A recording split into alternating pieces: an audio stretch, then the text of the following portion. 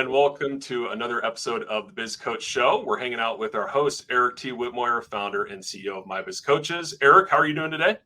I'm doing well, David. Thank you.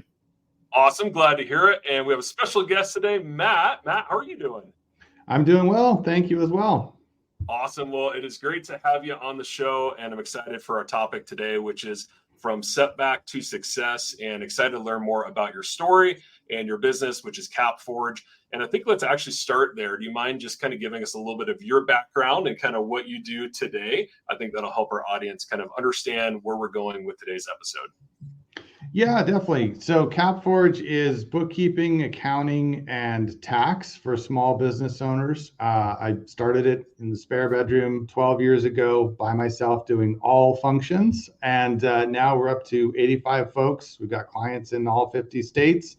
And, we're continuing to grow at a great pace, but it's been a journey, right? It did not happen overnight success in 12 years in the making so far. So lots of lessons learned along the way, good and bad, challenges and wins. So I think typical of any entrepreneur's kind of journey, right? It's never a straight line. It's all the zigs and zags that you take along the way to get where you are. Absolutely. Yeah. Well, I love that. And I'm excited to explore that with you a bit more today. And I think everything that we're going to talk about probably applies to small business owners, entrepreneurs. We're going to look at it more from the lens of kind of business coaches and what they can learn from your story and your success. But I think, even if you're not a business coach and you're watching this, there's going to be some nuggets that you can take away as well. Well, before we dive into that, Eric, maybe tell us a bit about how you and Matt got connected. Yeah, so as you know, constantly networking, and one of the individuals I met, his name was Alex. It was through H7. It was actually through another connection at H7. Ironically, as I think through that whole development. But Alex was introduced to me because he does acquisitions. And as you know, David, we work with clients. We're looking to maybe acquire in a business or exit a business. And so being in both sides of that space, as a coach, we'll consult people on, how to prepare for the right type of business and what that experience should look like, and some of the components that go into that, and to a lesser degree, some of the financial components, maybe doing some analysis of the financials. And so Alex, in that conversation, mentioned I should meet Matt because that's a lot of what they do. And so taking that into consideration, I was like, well, let's meet Matt then, because that sounds like a great combination. And with my background in accounting, I'm always intrigued to talk to somebody who's knee deep in that work on a regular basis. So I felt like it was a really good conversation. Obviously, a lot of comparable discussions around frustrations and directional coaching and guidance that we provide our clients. And so it became like I said, really kind of evolved. And I said, well, you know what, Matt, we need to have you on the show. Absolutely. And here we are, which is awesome. Here I am. Perfect. Well, before we go all the way back to the early days of CapForge, and I want to unpack that a little bit, maybe tell us about kind of what you're doing now and maybe some of the businesses that you serve. Yeah. So, to exactly what Eric just mentioned and our connection with Alex, a lot of what we do now is work with both clients who are thinking about selling their business and getting it really in shape to where they can exit for maximum value with minimum headache during the due diligence process, right? Because all the buyers always want to go through and uncover every little nook and cranny in the business to make sure that it's what they're expecting and that everything is going to be successful for them moving forward. So we want to make sure on the other side that everything has been covered, everything is as good as we can possibly get it to present. And then we also do a fair amount of work with buyers who are looking to acquire a business, doing that uncovering of all the stuff in the nooks and crannies to make sure that the buyer understands exactly what they're getting. There hasn't been anything that the seller's business, hasn't disclosed or didn't do as accurately as they could have, or, you just don't want any surprises when you're spending 6 or 7 or 8 figures to acquire a business and then find out that, it's just not what we thought. It doesn't work the way we expected. It doesn't generate the kind of cash flow that we would really need to be able to finance, or pay off the financing that we're using to buy this thing. So we worked on both sides of that equation from an accounting standpoint, but, accounting always bleeds over into bigger questions about marketing and positioning and operations and HR and things. So that's why I was really excited to talk to Eric, because those are the kind of topics that he deals with directly. And then finance is sort of a side, and whereas we're finance first, but all those other things on the side. So there's a good amount of overlap in the kind of conversations we have, and we were able to, share some anecdotes and commiserate on some of the good and the bad that you see in this world. But that's kind of one of the big things we've been doing is working with small business owners on their accounting, but more specifically, a lot of times with people who are either planning to sell or people who are working on an acquisition. Awesome. Thanks for walking us through that. And I'm sure Eric is very excited. He loves, balance sheets and cash flow statements and all that fun stuff. So I'm sure he'd love to learn even more about the day-to-day, which is great. So thanks for that overview. As we look at our topic today, from setback to success, I'd love to start maybe at the beginning of CapForge and look at maybe for coaches that are transitioning into coaching because of a setback or job loss or something like that. How can they use that setback as a launching pad for maybe the next step in their business journey? Yeah, I mean, that's exactly how I got started. I had gone to an MBA program and had an emphasis in entrepreneurship in my studies, but I really didn't even by the time I graduated, I didn't really know what that was going to look like, how I would transition that desire to be an entrepreneur into the actual facts. So I took the easy route. I got a job working at a firm that did consulting, and I was working as a consultant for small businesses that needed help with the business plan. They needed help with financial projections and things like that. At that time, the consulting firm that I had worked with, this was back in 2000, back when a lot of people were attaching .com to the end of whatever their name was and getting a whole bunch of investor money with the idea that, they'd scale to the moon. That didn't pan out. And as they cut back, I was one of the people who was let go. And what I thought to myself at the time was, I enjoyed working with these clients. There was a ton of them out there. But yet a lot of them either couldn't afford or would have been happy to have an alternative to kind of the nosebleed rates that the consulting firm wanted to charge for what I was, basically doing and delivering myself. So I thought, let me take this opportunity. I've got some savings in the bank. It was, September at that point. I said, let me give myself to the end of the year, see if I can go find a couple of clients on my own and deliver basically the same services I'd been delivering as an employee, but on my own. If it works, cool. If it doesn't, all right, I'll go look for, I'll go get a real job, right? That was 24 years ago. Still haven't gotten a real job. But it was, I think it was the easiest transition it could have been, because I think a lot of people, when they're trying to go out on their own, you think what's called imposter syndrome, right? You feel like, who am I to be telling this person how to do something, how to, achieve success or whatever the goal is that you're coaching them on. If I haven't done it myself, if I'm not really an expert in the area. So the transition was easy for me in the sense that I'd already been doing what I was now going to be doing independently. So I felt at least confident in that. I still felt like, how are they going to figure out I just live in a 2-bedroom apartment and I just printed these business cards at Kinko's. Like, I don't really have, I'm not really a consultant, but I am but I knew I could deliver value. I knew I could help them in a way that they needed help. And I knew that the rate I was charging for what I was delivering was fair. So I had that, internal monologue as I'd go and talk to these folks, and, they were, yes, that sounds good. Yes, that's what we're looking for. Yes, that price seems fair for what you're delivering. And I signed up some clients, and, as soon as I had 2 or 3 going, I was hooked. I was like, I'm never going back to work for someone else. This is really the path I was meant to be on.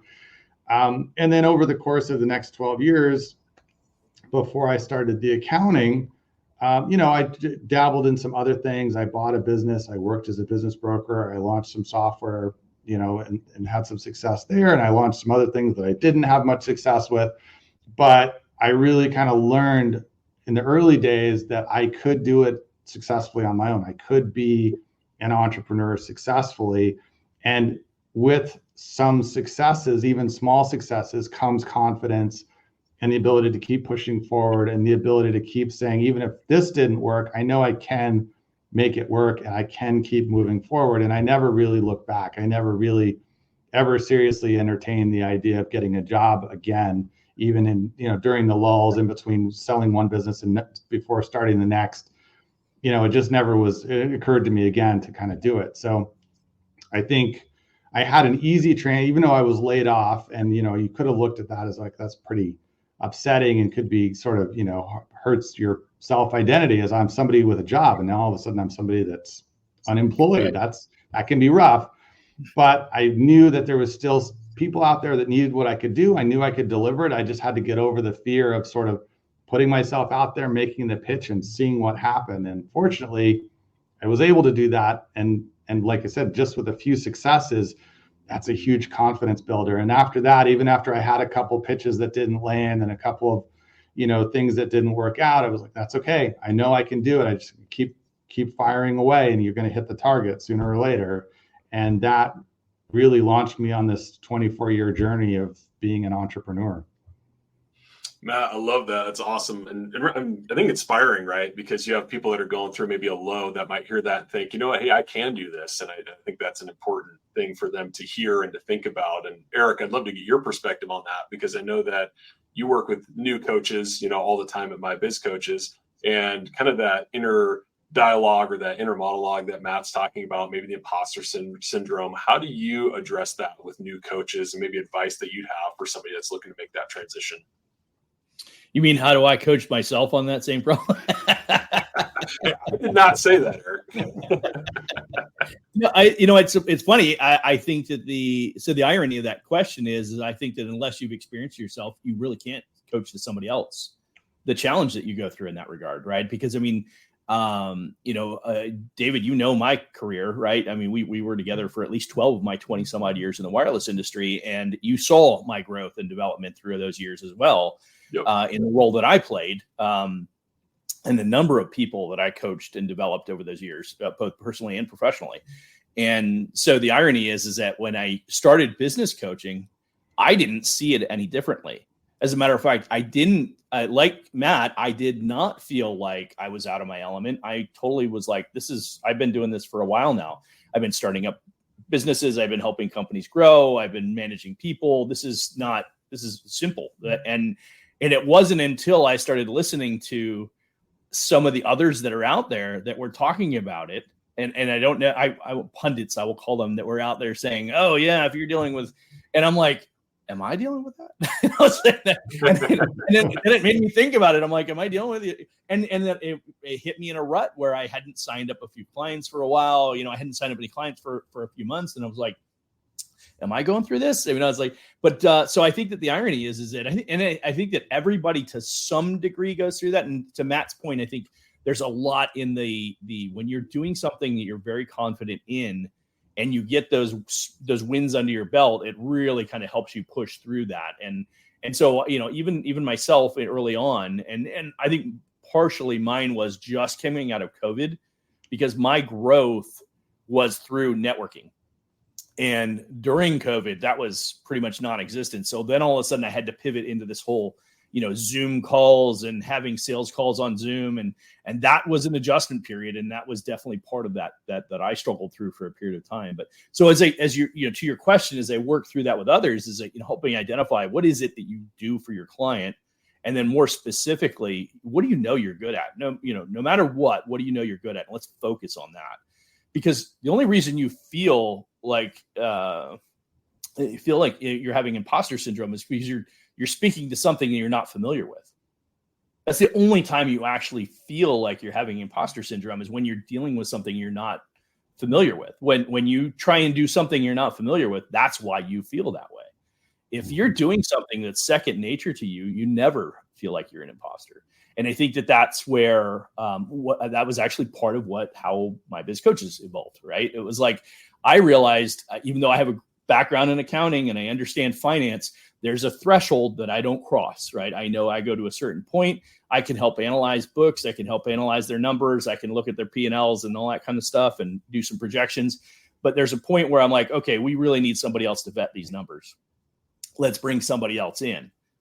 And it was the same thing with whether it was, buying insurance, or, should we be an LLC or a corporation, or, what are some of these other conversations to the new businesses. And as coaches came in, it would be the same thing. They're like, well, I don't understand that stuff. And I said, you don't have to. You have partners that you can partner with, and they're the specialists in those categories. Don't try and be all things to all people, because that will set you up to fail.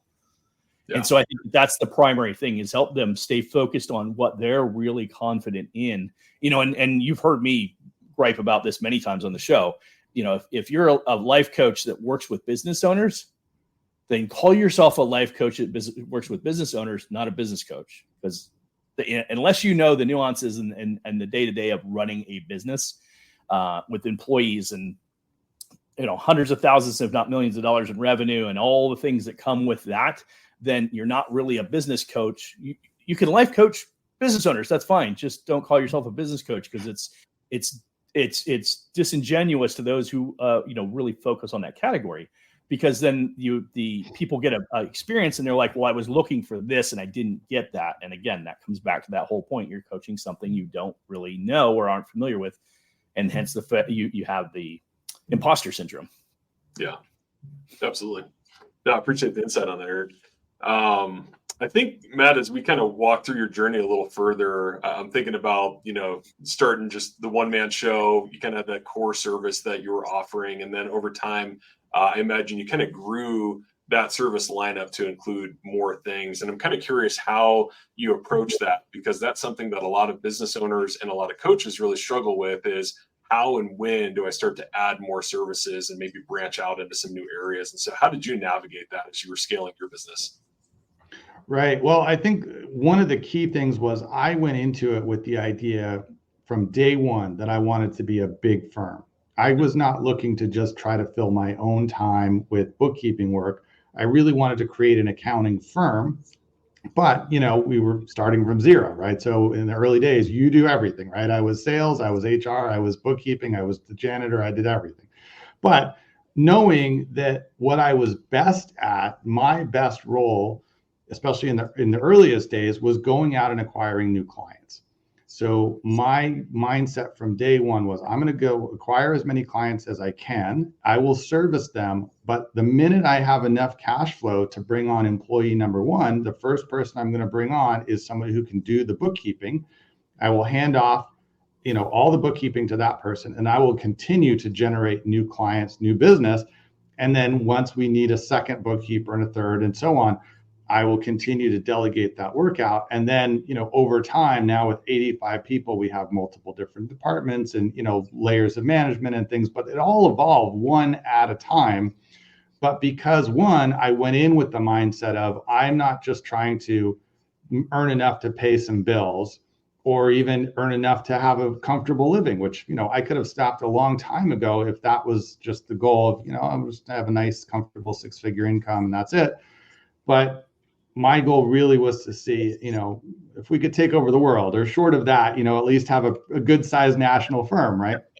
So I went in with that mindset. So I knew that I wanted to delegate. And then with that in mind, I knew I was going to have to kind of come up with procedures.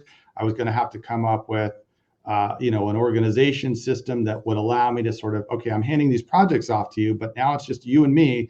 And I want to make sure that you're doing enough work every day that, we're going to be able to meet deadlines. We're going to meet client expectations. And when I go out and continue to sell this stuff, I can with confidence say we'll be accurate, we'll be timely, we'll be, able to deliver it in a profitable for us and a valuable for you as the client, price point and so on. So I really went in with the mindset of building out an organization, not just filling my own time. But maintaining the quality, maintaining margins, maintaining, customer service levels that I felt like were really required to be able to sell at the highest level and meet client expectations and build through referrals and word of mouth, because we were doing a great job. So I think, if you go in with that idea, it's easier because you already know that you've got to lay out systems and processes and procedures and build an organization, not just, cash checks yourself and pay your own bills and kind of just be a one-man shop, and then figure out, if I wanted to hire somebody, gosh, what would that look like? Who would I hire? What would they do? So I was just ahead of the game, I think, in starting down the path from day one with the mindset of planning to be big. I love that big vision, and I think that's powerful. I mean, clearly that's something that having that, end picture in mind helped you scale efficiently and have all the right things in place. I'm curious though. I know there's a lot of, whether they're coaches or, business owners that as they go through similar phases, one of two things happen. Either they're concerned about losing control by bringing people in and now they're handing off work and those sorts of things, or they don't think about it and then they find out that they've lost control of their business because they didn't handle it right. So how did you kind of navigate that? What did that look like for you? Well, I was fortunate very early in my career, even in college and right after college, before I went to the MBA program, I worked in restaurants and I had some really good mentors as managers. I was managing restaurants, but I had some really good mentors who really helped me become a good manager. And that's not a skill that you just pick up, right? That really takes practice, exposure, seeing good, seeing bad, seeing real life results, right? Nobody's teaching that in school. You're not picking that up. It doesn't come naturally, I don't think, to anybody. So I had the benefit of having the experience of being a manager in the past. So that part, I felt like I had a good handle on it. And really, when you boil it down, it's pretty straightforward, right? Treat people well, right? Show appreciation for a job well done, set clear expectations, hold people accountable. I think what a lot of people do is they go, oh God, I'm overwhelmed, right? I've got 60 hours a week of work, so I'm just going to hire somebody that'll help. And then they hire them and they don't tell them what to do. And then, they're like, well, it's Friday. What have you done? You haven't helped me at all. Like, you tell me what to do. You didn't give me any direction. You didn't give me, well, I'm too busy for that. Okay, that's a fail on the owner part, not on the employee part.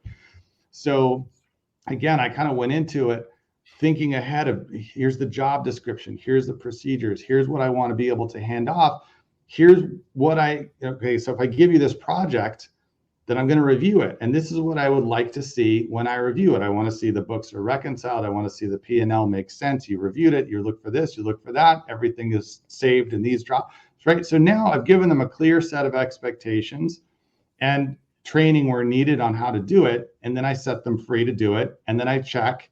And I go, okay, well, here's the checklist I asked you to go through. And it looks like 6 of the 8 things, you did right. This one needs a little work and this one needs quite a bit of work. So let's talk about, right? And then I could hold them accountable and they knew what I wanted. They knew what success looked like in my eyes.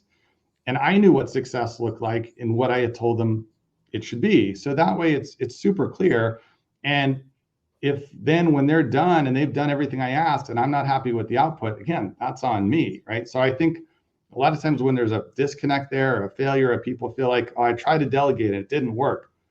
Well, how clearly did you delegate? How effectively did you lay out exactly what you wanted? And if the answer is very clearly, then maybe you didn't do that right. Or if the answer is I hardly gave them any direction at all, well, then why would you be surprised you didn't get what you had, the vision you had in your mind, right? So I think for anybody that's looking to grow and have employees and be able to delegate and hand things off, if you want that to go well, you have to put in the front end work for that outcome to be what you're expecting. You have to be clear on your expectations and then you measure against that. And if you don't feel like you have the time to do that, then you probably don't have the time to hire, right? You've got to step back and do that first, and then you can bring somebody on and then you can be successful. And I think, there are people out there who go, well, nobody can do it as well as I can. Well, that might be true, but is that the level that the client is looking for, right? The client might have a level of success that's not the same as if you did it perfectly. They're looking for whatever they put value on. And if you can train someone else to deliver that, then even if that person doesn't do it as well as you do, that doesn't mean you're trapped. I can never have a business bigger than me because I'm the only one. Well, chances are you're not that amazing, right? You could come up with some training, figure it out, figure what the client wants, and then meet that, right? Otherwise, nobody would ever have a business that's bigger than themselves. Right? So it is possible, but you have to put in the front end work. And I think that's where a lot of people, they just don't understand or appreciate that needs to happen first.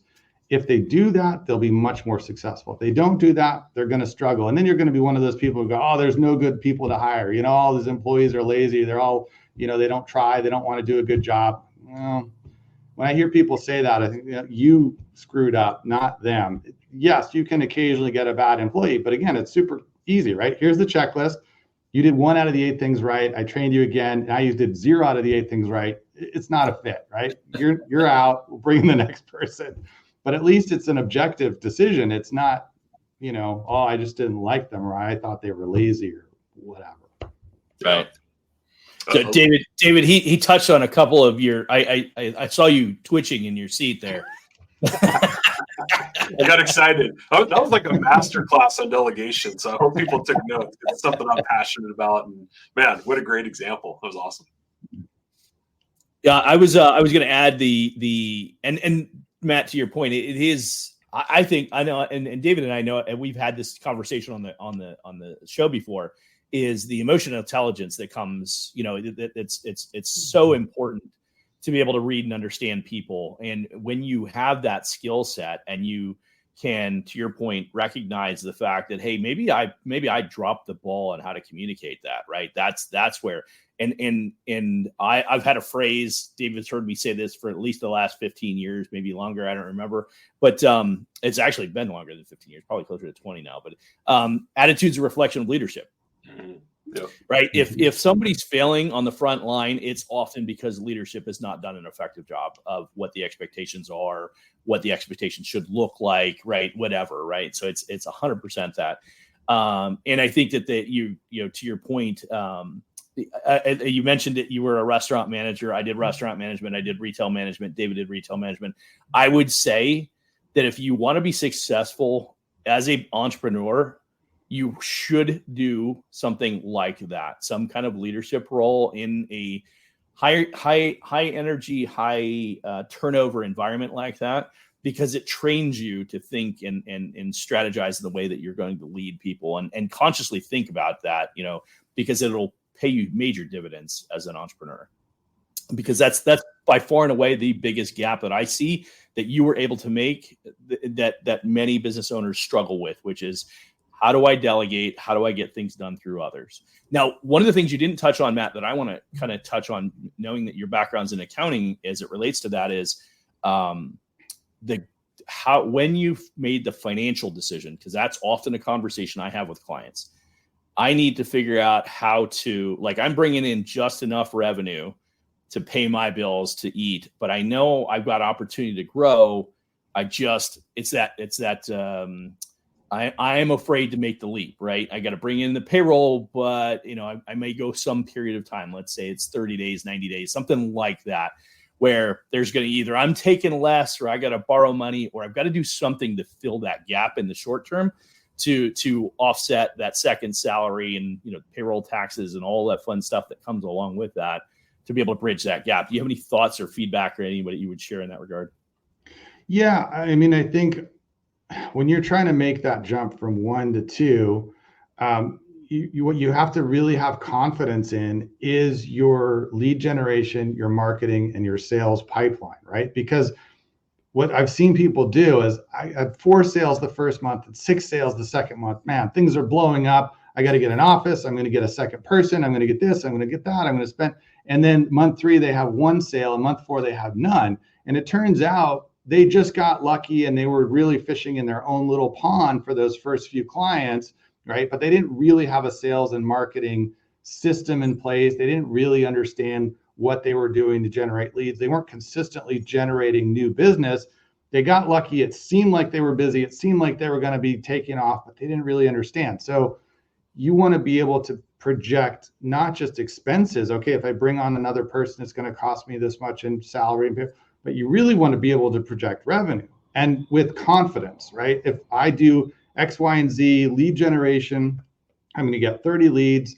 I'm going to have 15 appointments. I'm going to close 5 new clients. That's worth X. If I do that 3 months in a row, then that'll pay for that next person, and that, right? So that the revenue side, when in the early days, being able to confidently project that revenue side is the key to making that decision, not the expenses, but really the revenue side, and knowing that you can consistently do that. And it might take longer than you thought, and you might feel like, I'm almost at the breaking point. Like, I don't know if I can take another client, but give it another month and just make sure that lead pipeline is really there. That sales pipeline is really, you're closing at the rate you thought, and then bring somebody in. But if it turns out, you're more of an up and down roller coaster kind of sales cycle, you don't want to start making a lot of plans when you're at the top of the roller coaster, and right after you've committed to the hiring and everything, a lease and all that, that's when the coaster goes down the big hill.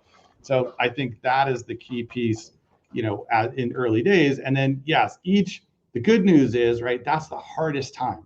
Going from 1 to 2, that's the hardest time. That's when you're most likely to be back on ramen and cup of noodle for a while until you get past it. But hire 3, hire 4, each one is incrementally easier. And now, where we're at, right? If I hire 5 people and lose 2 people for whatever reason, it doesn't even make a dent, right? It doesn't.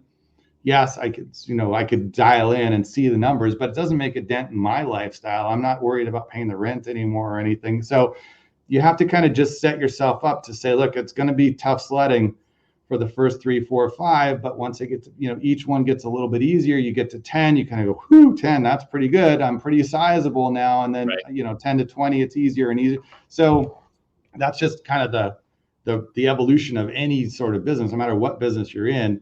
But I think really the key is that understanding your revenue cycle, and especially even more if you're in a business where you're invoicing, right, and your net terms and you're getting paid out. That's really when it's tough. Like we have clients who are commercial HVAC, for example, right? They're working for general contractors. Great, I landed a job. It's $50K. They want me to start tomorrow, but I got to bring guys and I got to bring equipment. They're not going to make the first payment for 30 days. And it's construction. So that might really mean 60 or 90 days. So, man, right? This is going to be tough. So fortunately, your business, our business, I think, the cash comes a little quicker and sometimes even before you start delivering, which is a huge benefit to trying to project that stuff. But even still, you've got to know you can generate leads outside of your own little network of friends. You can close sales even outside of the people who are very warm referrals to you, and that you can do that consistently. Once you hit that point, now you're in great shape to be able to say, okay, I can start growing. I can project into adding expenses, knowing that I'll be able to bring that revenue in. Yep. Agreed. Appreciate that. Yeah, great insight. Well, we talked a lot about delegation, which is awesome. Growing, which is awesome. I'm curious, as you've grown, right? There's a lot of people dynamics that come with that, and I'm thinking about how you navigate team dynamics and start promoting supervisors and things like that. So, any tips or advice on kind of teams or developing leaders, kind of above and beyond just the scale component we've already talked about? Yeah, I mean, I have a couple of tenets that I sort of try to follow. One is that I don't promote just based on time in the seat, right? Which is a common, right? This person's been here 4 years and this person just started a year ago. But the person who started a year ago has more leadership potential. They have more ability to, read people, delegate, get stuff done, be professional. The person who's been here 4 years, technically they're good, but they're kind of a clown when it comes to interpersonal relationships, right? So I let everybody know, you don't get promoted to a new position just because of seniority. You get promoted to a new position because you're qualified for it and you've earned it and you're able to fulfill it. So I think that's good in 2 ways. One, it tells people they're not just cruising, right? They're not just, I'm just putting in time and I'll eventually, you can still get raises, but you're not necessarily getting promoted to more responsibility or a new position. It also tells people who are relatively new, hey, I don't have to wait for this guy to go up so I can go up, or to go up and get fired and then I can finally have it. If I'm the best person for the job, they're going to give me the job. So I think that is a really helpful culture, and it's not something you see all the time. The other thing that I do, and from the top down, and kind of what we were talking about before, I always say it's my fault. Right? If I have somebody who's a hire that just doesn't work out, they're cause client problems, they're not delivering work, the tendency is to go, oh, they're a bad employee. Well, who hired them, right? Who trained them? Who evaluated them? Who let them stay and gave them another chance, even though they probably shouldn't have had one? Well, that was me, right? So, and I try to, then have my managers think about things the same way. Take responsibility. Then the beauty of taking responsibility is now I can do something about it, right? If I screwed up, I can fix it. If I say, well, that wasn't my fault, now I have no agency in it, right? Now the stuff just happens to me. Bad stuff happens to me. Oh, poor me. What, terrible luck I have, but I hope it goes better tomorrow. If I say it's my fault, then okay, what can we learn from that? Well, we didn't do enough training. We didn't do enough vetting. We didn't do a background check. We should have done that, or whatever it was. okay, well, from here on, from this one on, this is what we'll do differently. And we'll hopefully have improvement. And each time something happens that you don't think is optimal or don't like or didn't go well, okay, what could we have done differently to have changed it? What could I have done differently? What could you have done differently? If it was your hire, what could you have done differently? What can we learn from this? And then we're going to rehash it. We're not finger pointing, blame. Oh, you screwed up. Oh, I can't believe you did that. All right, that didn't work out. We fixed the problem. How do we make sure that doesn't happen again? And then move forward. And, tomorrow is like, who cares, right? It's today, and tomorrow, or yesterday rather, who cares, right? Today is today, and we'll do better, even better tomorrow, and just keep facing forward and moving forward. And I think that really, people appreciate that. And we really try to have a drama-free workplace, right? There's just no circles, no power plays, no, weird dynamics. Everybody's working in the best interest of the client. If you're doing that, then you'll never get in trouble here, right? You'll always be in the right. So just things like that, I think we try to instill as company culture. And I think it really has carried through. I think it is reflected in the referrals, the word of mouth, the great reviews we get. It all, people are happy in their job and they feel rewarded and recognized and appreciated. That's going to flow through to the clients, and the customers are going to see that, right? And if it's the opposite, if everybody's miserable and looking for their next job and hates their manager and hates their employee, the customers are going to notice that too. So yeah, it just seems like the way to do it to me. Yeah, absolutely.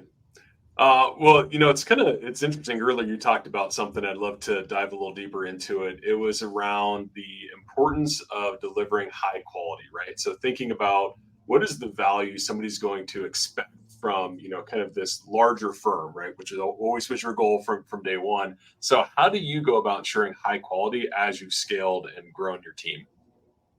Well, we have some pretty specific metrics around what we consider to be an acceptable deliverable.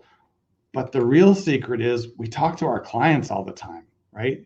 Are we getting you what you need? Are you happy with this? Is there more you'd like to see? Are we giving you stuff you don't need or don't care about, right? And I want to hear from them. That's the gold standard, because we could have all the internal company meetings we want about quality, about deliverables, about improving.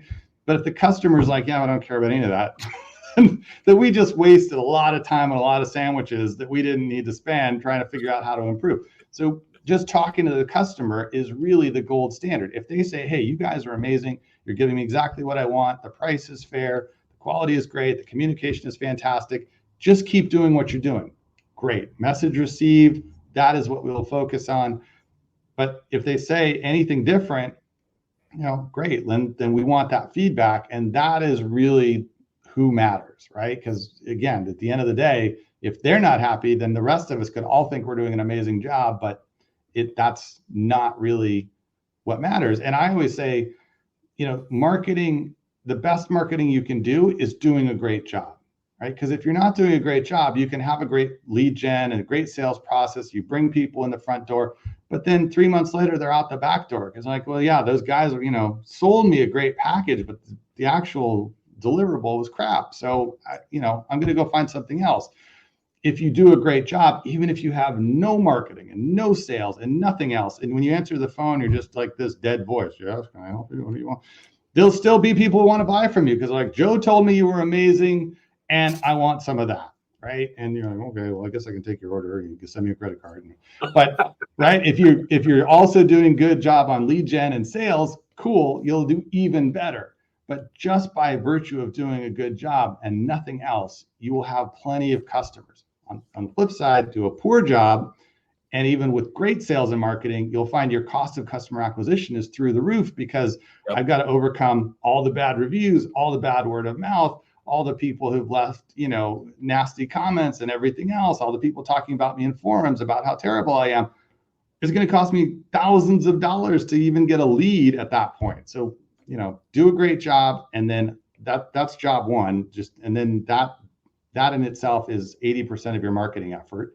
And then layer on top of that some best practices for marketing, and you should have a fantastic firm in no time. Awesome. Well, I love it. I'm kind of curious, as you've grown, you've gone through a lot of different changes, right, in the economy and everything else that's gone on throughout the years that you've grown CapForge. Any advice on how to, stay flexible, how to navigate those challenges, how to stay current on different trends, just anything like that that can help somebody kind of, spearhead their business in an effective direction despite what setbacks they come across?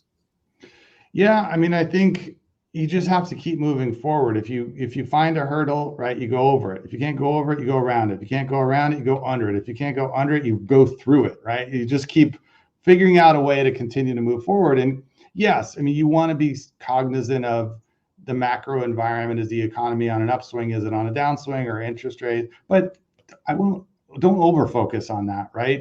Someone's like, oh, it's not a good time to start a business. It's always a great time. If you've got a great service to provide and you can do a fantastic job, this is the right time to start a business today. It doesn't matter, right? If it's a down economy and you can plow through that, then when times are good, you'll kill it, right? And if you start when it's really good, you'll build up a great base. And when there's a down economy, everyone else goes out of business, you clean up. So either way, right? It's a great time to start a business if you're going to do a great job. If you're going to do an job, then yeah, maybe don't start at all, or rethink your plans, right? So I would say, I just like competition, right? And people, oh, AI is going to take over accounting and this and that. And, oh, there's a firm in your space that just got a $200 million investment. Aren't you worried?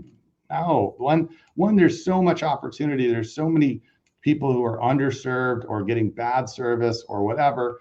I'm never going to run out of customers. I'm not worried about competition coming in.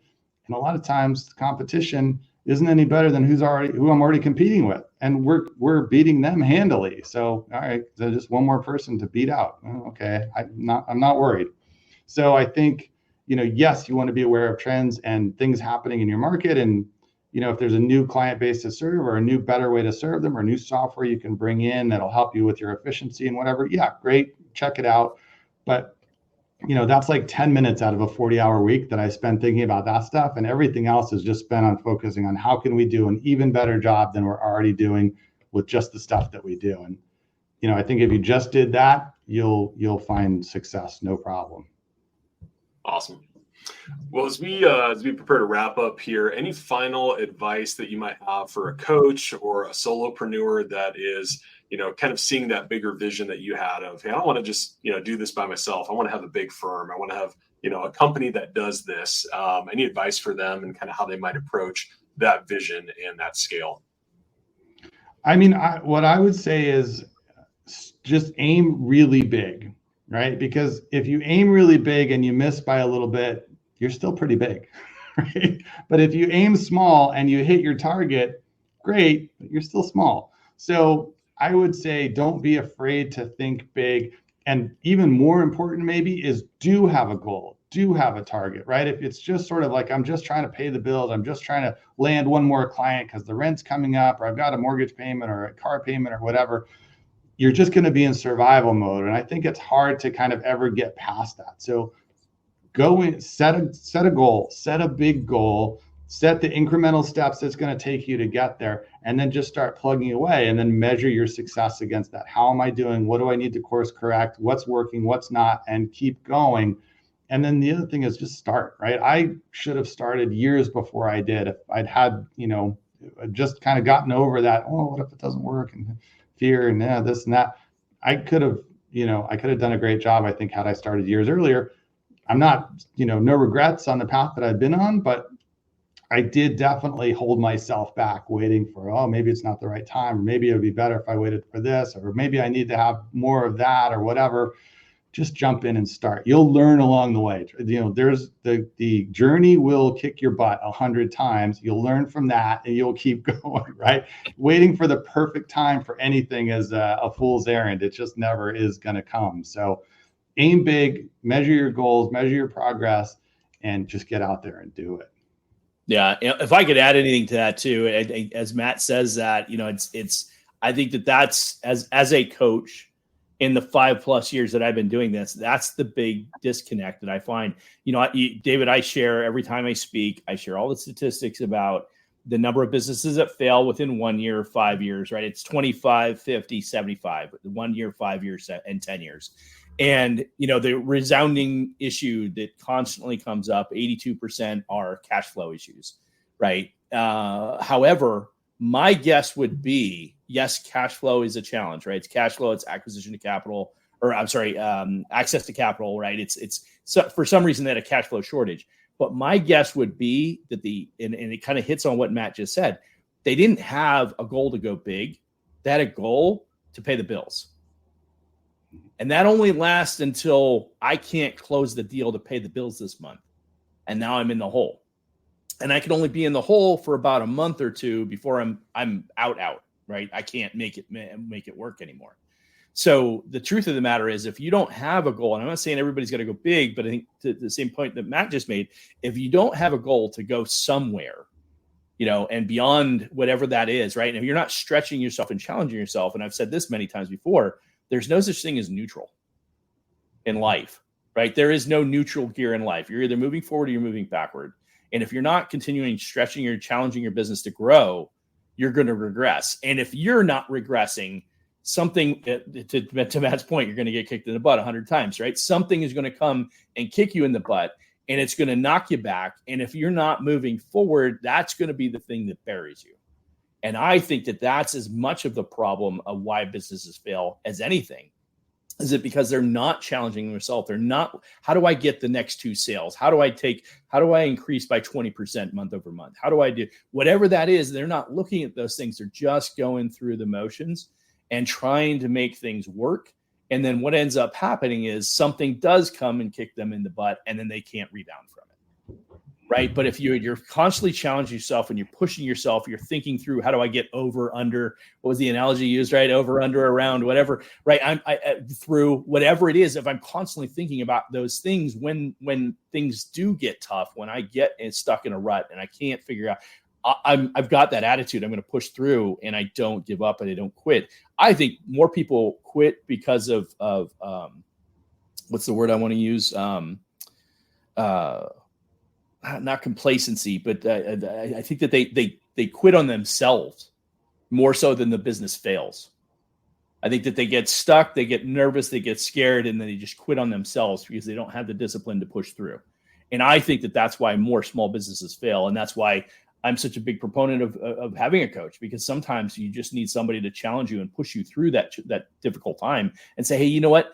I know it sucks right now, but this is just something you have to muster, right? It's just like physical fitness, right? You don't have a body of a Greek god by never going to the gym, right? It's like you go to the gym on a regular basis, you eat a certain way, right? It comes with discipline and structure and things that you may not always want to do. And when you do those things, that's when things work out better for you. Absolutely. Yeah. Well said. Well, Matt, just some amazing and practical insights. I appreciate all of that. Even some bonus nuggets I wasn't expecting in there. So thanks for sharing all of that. If there's one thing I want to bring, it's bonus nuggets. I mean, that's really what I'm known for. I love it. Anything else that you want to share about CapForge before we wrap up today? No, I mean, I think, hopefully you gave a bit of an overview of the kind of things that we do. If anybody's interested, you can check out the website. That's the best place to find out more about us. But there's nothing more to add. I really appreciate you guys having me on. Yeah, absolutely. Our pleasure. And the website, capforge.com. We'll put the link in the show notes as well. Definitely check it out. Eric, any big announcements, any updates, anything new at Biz Coaches that you want to share before we wrap up today? No, I just got back from vacation, so I'm not ready to announce it just yet. But as you know, we have something really big on the horizon. What I will say is another week. I got it. What I will say is, partnerships with companies like CapForge and working with somebody like Matt is going to be developing these types of relationships with these types of companies is really going to be important as we move forward as an organization. A big focus on helping companies get access to capital, understanding what business credit needs, how to get access to business credit, how to establish business credit is a big focus, as you know, our new partnership. And so as some of these things start to come together, our focus on growing and helping companies grow and scale, and more specifically, literally from startup to exit, right? where can we help you throughout that process from startup to exit? Where are you struggling, and how can we help fill that gap? And I know that we need to continue to help business owners find that opportunity to kind of bridge those gaps where they come up, as we mentioned earlier. So it's an important component for us, and I'm excited about some of the things we're putting together. So I'll be really excited to make those announcements next week. Awesome. Well, Eric, appreciate it. If you don't want to miss the announcement, make sure you subscribe. And of course, be sure to follow Eric on LinkedIn. And Matt, again, just appreciate having you on today's episode. And be sure to check out CapForge.com to learn more. And we'll see you on the next episode. Awesome. Thanks, David. Thank you. Thanks, Dave. Thanks, Matt. Thanks.